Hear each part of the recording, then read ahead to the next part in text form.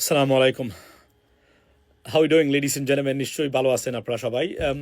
আজকে breaking news হলো শেখ হাসিনা মারা গেছেন ভারতের মাটিতে। এই খবরটা প্রত্যেকটা জায়গায় দেখি আজকে সোশ্যাল মিডিয়াতে। I digged into it and I found out this news is absolutely fake and it's a rumour. উনি মারা যান নাই, উনি ভারতেই বা যেখানেই আছেন, তবে মারা যান গেছেন বা বেঁচে আছেন আমরা জানি না। তবে এই খবরটা সত্যতা আসলে কোনো কিছুই নাই। এটা একটা রিউমার্স এবং এটাকে আমরা গুজবই বলেন বা যাই বলেন, বা এক ধরনের ফেক ইন্টারনেট সেন্সেশন তৈরি করা হয়েছে, যেগুলা যদিও আমি মনে করি যে এগুলোর জন্য যারা করেছেন তারা দায়ী নয়, মূলত দায়ী হচ্ছে আওয়ামী লীগের যেই যে প্রপাগান্ডিস্ট যারা আছেন ভারত এবং বাংলাদেশ থেকে বা বিভিন্ন দেশ থেকে যারা এই কাজগুলো করে থাকেন, তারাই তো সাধারণত প্রতিদিন মানুষ সম্পর্কে এবং বিভিন্নভাবে মিথ্যা তথ্য দিয়ে বিভিন্ন খবর প্রচার করে থাকেন শেখ হাসিনাকে নিয়ে, আওয়ামী লীগকে নিয়ে।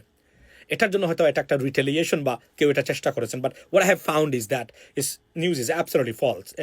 There is no base of this news, ladies and gentleman. So এটা হচ্ছে সবচেয়ে বড় বাস্তবতা।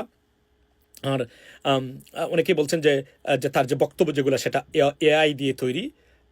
ভারত থেকে যেগুলো দেন হুমকি দামকি লিস্ট করতেছেন, মেরে ফেলবেন, কেটে ফেলবেন, এগুলা এআই দিয়ে তৈরি হতে পারে, এগুলো আমি জাস্টিফাই করি নাই। তবে যদি উনার নিজের বক্তব্য হয়ে থাকে, এটা খুবই মারাত্মক। কেননা উনি যে মানসিকভাবে সুস্থ না সেটা প্রমাণিত, কারণ এই ধরনের বক্তব্য দিতে পারে না কোনো ব্যক্তি যে মনে করবে সে রাজনীতি করবে বা কোনোদিন রাষ্ট্র ক্ষমতা আসার চেষ্টা করবে। এটা একটা ভয়ঙ্কর মানে কথাবার্তার স্টাইল, এগুলা হুমকি দেওয়া, মেরে ফেলা, কেটে ফেলার হুমকি দেওয়া, that's so bad, it is unacceptable, right? So above all এই খবরটা সত্য নয়, তবে উনি যে অসুস্থ এটা বোঝাই যাচ্ছে। কেননা মানসিকভাবে অসুস্থ, শারীরিকভাবে অসুস্থ হওয়ার সম্ভাবনা খুবই বেশি। কেননা এই বয়সে সে ভালো থাকা এবং যে ট্রমা এবং উত্থান পতন বা আপস অ্যান্ড ডাউনসের মধ্য দিয়ে সে গেছে, ভালো থাকা almost impossible. Have a blessed ladies and gentleman. Just I found out this is not a credible news.